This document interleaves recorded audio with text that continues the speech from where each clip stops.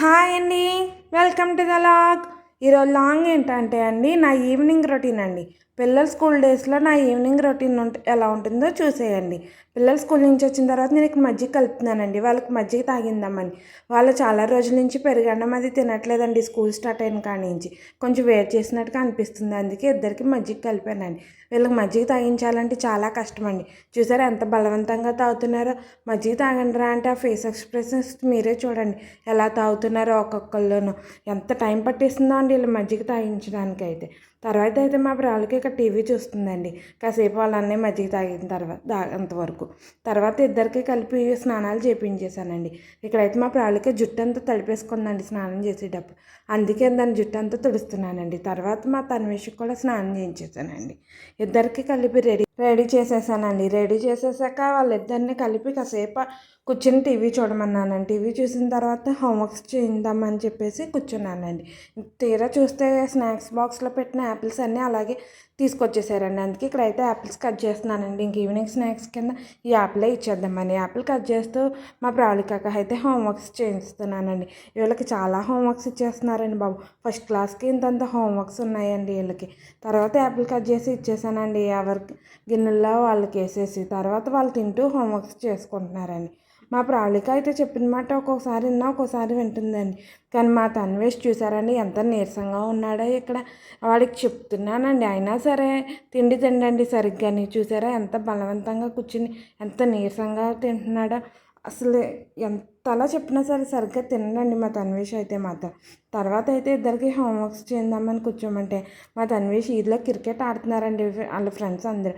ఇంకా వాడి కళ్ళన్నీ అక్కడే ఉన్నాయండి. అక్కడే బయట నుంచే వాళ్ళని చూస్తూనే ఉన్నాడండి. ఎందుకంటే కిందకైతే వెళ్ళడం అండి. ఎందుకంటే మొన్న క్రికెట్ ఆడుతా బ్యాట్ చేతిలోంచి జారిపోయి మా పెద్ద అత్తయ్య గారికి తగిలేసిందండి. అప్పటి నుంచి వాడు పాపం క్రికెట్ ఆడడానికి వెళ్ళడానికి భయపడిపోతున్నాడండి. ఇంకోండి కాసేపు చూసి వచ్చిన తర్వాత ఇక్కడైతే హోంవర్క్స్ చేస్తున్నాడండి.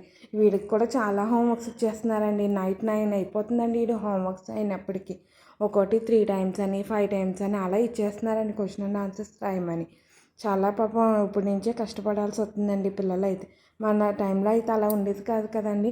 ఇంకో చూసారా అండి ఎలా పడుకొని కింద అడుకుని మీద అడుకుని మరి హోంవర్క్స్ రాస్తున్నాడండి.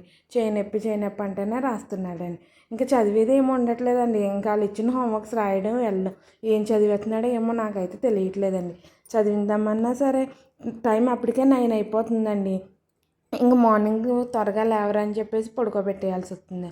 సండే టైంలో కొంచెం జాగ్రత్తగా చదివించాలండి. ఇక్కడ చూసారా వీళ్ళిద్దరు ఫైటింగ్ ఎంత గట్టిగా కొట్టుకుంటారండి. అప్పుడే కొట్టుకుంటారు అప్పుడే కలిసిపోతారండి వీళ్ళిద్దరు అయితే మాత్రం. వీళ్ళిద్దరు ఇలా కొట్టుకుంటే చిన్నప్పుడు నేను మా తమ్ముడు కూడా ఇలాగే కొట్టుకునే వాళ్ళమండి. అవే నాకు గుర్తొస్తాయండి. చూసారండి ఇక్కడ హోంవర్క్స్ కొన్ని చేశాడండి. తర్వాత అన్నం పెడతాను రండి అంటే రాకుండా చూసారండి అలాగే క్రికెట్ ఇంట్లోనే ఆడేసుకుంటున్నాడండి ఒకళ్ళే. తర్వాత ఎలా అయితే బలవంతంగా కూర్చోబెట్టి భోజనం పెట్టానండి. తింటున్నాడండి. వీడికి చారు అన్నం అంటే ఇష్టమేనండి. చేత్తో తినేస్తాడండి.